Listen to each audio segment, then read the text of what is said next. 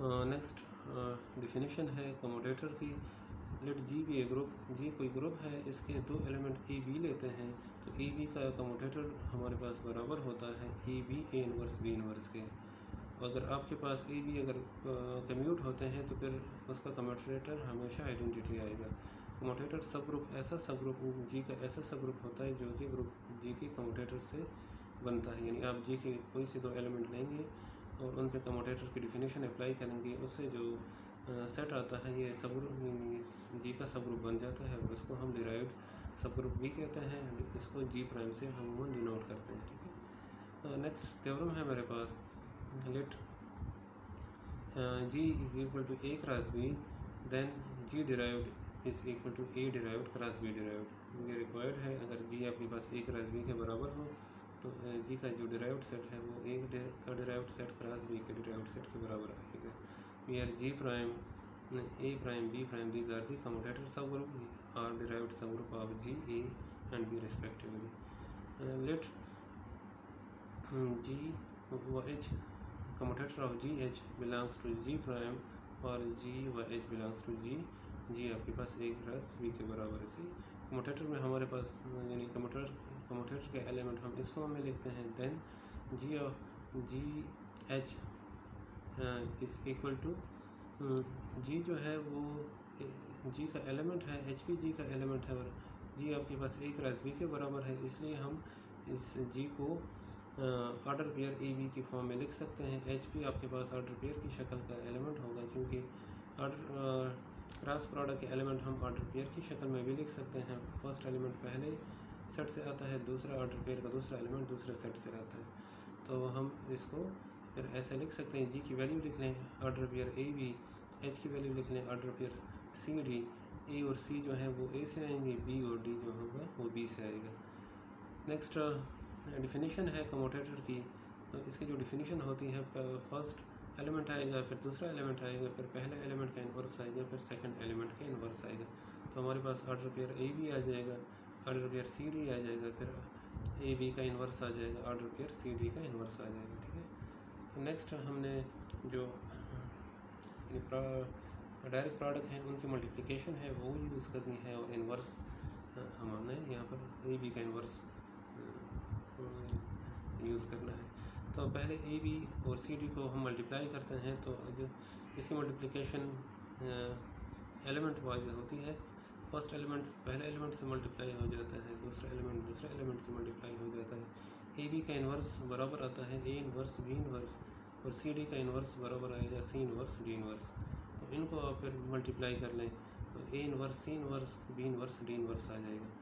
Next फिर multiplication करनी है, तो ए सी ये फर्स्ट एलिमेंट है, ए इन्वर्स बी इन्वर्स ये दूसरा एलिमेंट, ये order pair second order pair का पहला एलिमेंट है, ये आपस में मल्टीप्लाई हो जाएंगे, और बी डी मल्टीप्लाई हो जाएगा बी इन्वर्स डी इन्वर्स से।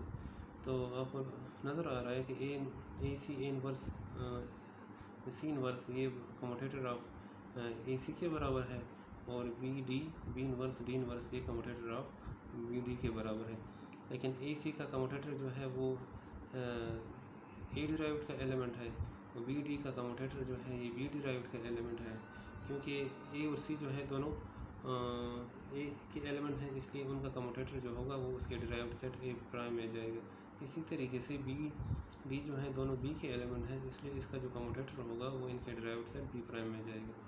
लेकिन दोनों ऑर्डर पेयर की शक्ल में है, पहला एलिमेंट ए प्राइम से ए डिराइव्ड से आता है, दूसरा एलिमेंट जो है वो बी डिराइव्ड से आता है, इसलिए ये ऑर्डर पेयर की शक्ल में है, तो ये इनके क्रॉस प्रोडक्ट में चले जाएंगे। तो आपके पास जी प्राइम से हमने एक एलिमेंट लिया था, वो ए प्राइम क्रॉस बी प्राइम में आ गया। इसका मतलब है कि जी डिराइव्ड जो होगा ये सबसेट आएगा ए डिराइव्ड क्रॉस बी डिराइव्ड के। ठीक, अब हम जैसा कि जानते हैं कि ए जो है वो जी का सबसेट है, तो उसका डिराइव्ड सेट भी जी का ए का डिराइव्ड सेट भी जी के डिराइव्ड सेट के सबसेट आएगा। इसी तरीके से बी जो है वो जी का सबसेट है, इसलिए बी का जो डिराइव्ड सेट होगा वो जी के डिराइव्ड सेट का सबसेट आएगा। This implies that A derived cross B derived ये सबसेट आएगा जी डिराइव्ड के। From 1 and 2 we get A prime cross B prime is equal to G prime, या A derived cross B derived is equal to G derived. ये चीज़ required थी, ये मैंने साबित करनी थी। नेक्स्ट थ्योरम है it G is equal to B cross A then the factor group G factor A is isomorphic to B। ठीक है, इसलिए हम एक फंक्शन डिफाइन करेंगे। पहले G फैक्टर A से एक एलिमेंट लेता हूँ G, इसमें लेफ़्ट को सेट हम कंसिडर करते हैं G A belongs to G factor A for G belongs to G, लेकिन गिवन है कि G आपके पास B क्रॉस A के बराबर है। Then G A is equal to B A dot A। G जो है वो B क्रॉस A के बराबर है, इसलिए हम इसके एलिमेंट को B A की शक्ल में लिख सकते हैं for A B belongs to B A belongs to A। अच्छा, इसको मज़ीद सिंप्लीफाई करेंगे। This is equal to B into A dot A। A जो है A का अपना एलिमेंट है, इसलिए इसमें यानी जम हो जाएगा और ये बराबर आएगा B A के बराबर आएगा for B belongs to B। तो मेरे पास हर G A जो है बराबर आता है B A के for B belongs to B। अब हम एक फंक्शन डिफाइन करते हैं f is a function from G factor A to B defined by f of B A is equal to B। पहले मैं ये साबित करूँगा कि f जो है ये वेल डिफाइंड फंक्शन है, और उसके बाद हम होमोमॉर्फिज्म आइसोमॉर्फिज्म डिफाइन करेंगे इन दो ग्रुप्स के दरमियान।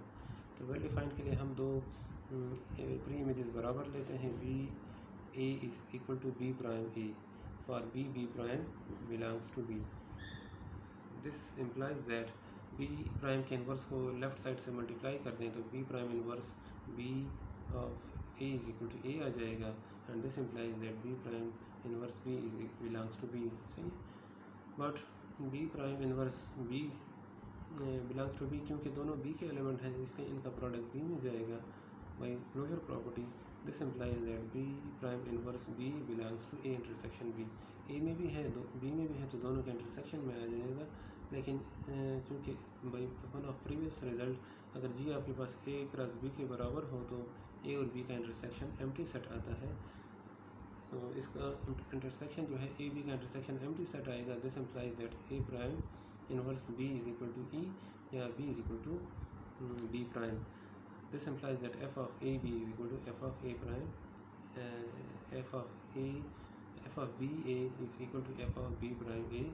हमने प्री इमेजेस बराबर रखे थे, उनकी इमेजेस बराबर आ गई हैं, इसका ये मतलब है कि फंक्शन वेल डिफाइंड है। सही, ऑन टू बिल्कुल क्लियर है। वन फंक्शन के लिए हम दो इमेजेस बराबर लेते हैं। f of B A is equal to f of B prime A।